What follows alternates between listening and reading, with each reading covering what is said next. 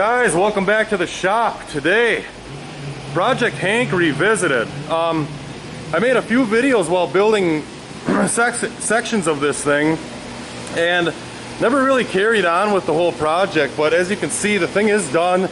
The owner actually had the thing back and drove it for a while, but at the time all this COVID stuff had started, we couldn't get any coil springs for the coilovers for any of these projects in here, and the thing rode pretty rough, and it had some weird racy plastic bucket seats in here. Yesterday I just put the Chevelle seat in here, got everything mounted up, which is a ton nicer than those buckets, and we changed all 4 coil springs on the truck, so the thing should ride like a dream now. I'm gonna get in and fire her up and take it for its first ride with the new springs and see how it handles. Definitely feels a lot nicer with the seat in it. I think probably sitting about 6 inches higher than before, really, yeah. You know? But you got squish under your butt now. Yeah. Well, we'll take her for a ride.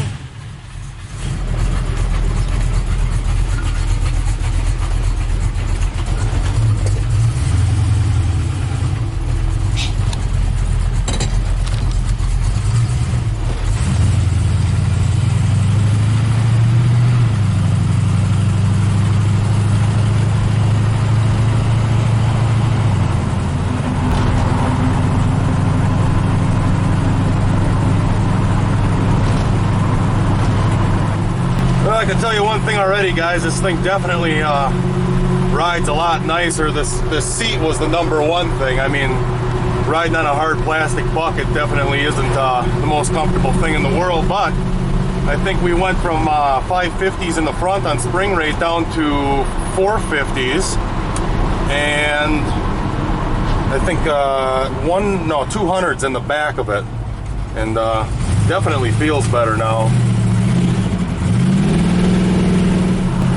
No, this thing definitely feels better than it did before. I'll tell you, these suspension kits are pretty nice that we've been getting. They come from a rod shop down in Sparta, Wisconsin, and they're one-piece cradle sections, so they're per vehicle. He actually designs them per vehicle, per frame. It's not like the Fat Man stuff and the catalog stuff, the Mustang front ends, where it's a 3-piece system and you got to get your angles and everything right, which, not to be a dick about that, but most people don't get that stuff right when they put it in, because you have to put 3 pieces in the frame individually. In this particular design, being that it's designed per vehicle, per frame, it actually seems to work out a little better, because basically you strip your frame rails, box the inside, and you put these things in center line with your axle. You weld it up. Now you got a one-piece cradle. All your angles are right. The geometry is correct. And basically you just set it in until it sits flat on the top of your frame rail, and you weld them in. I've done these in 51 Chevy, 49 International, a handful of other cars that I don't even remember, but definitely a lot of these 50 Chevy pickups like this. That's probably one of his #1 sellers, and they're nice. You go back and look at the other video, I mean, you just slide it right in and measure it out, weld it up, and I'll tell you what, this thing drives like a brand new vehicle right now. One hand on the wheel. Awesome. Turned out great.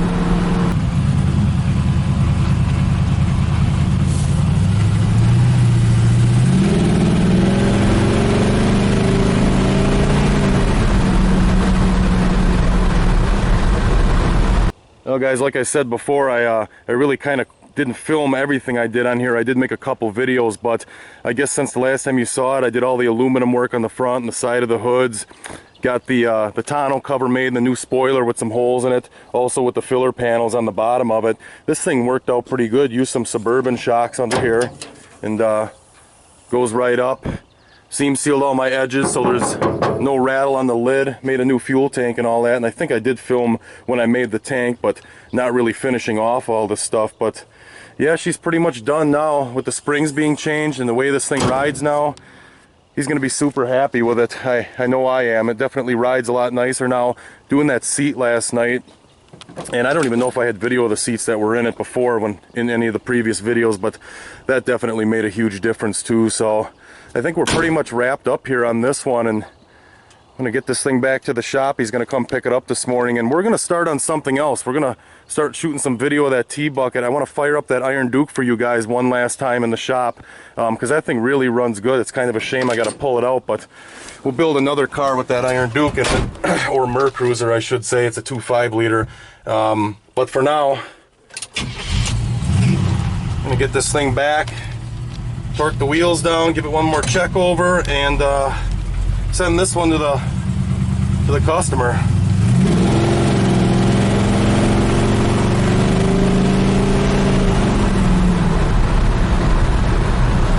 Smooth as glass. Turned out wonderful. So as you guys can see, the shop has been pretty packed lately. I'd really like to get a hoist open and get that Sunbird back down there with the twin Eatons in it before we carry on it. Just because it's just easier to do it at the shop than at the house. I mean, I gotta run some transmission lines, put a cooler in it, fan, all my wiring stuff's there and whatnot. So over the next couple weeks, hopefully if I get a hoist open, we're gonna bring that thing back down and get that wrapped up too. But until then, we're gonna carry on with some shop projects here with you guys and see what else we can get done. So thanks for watching, guys. Appreciate it. Until next time.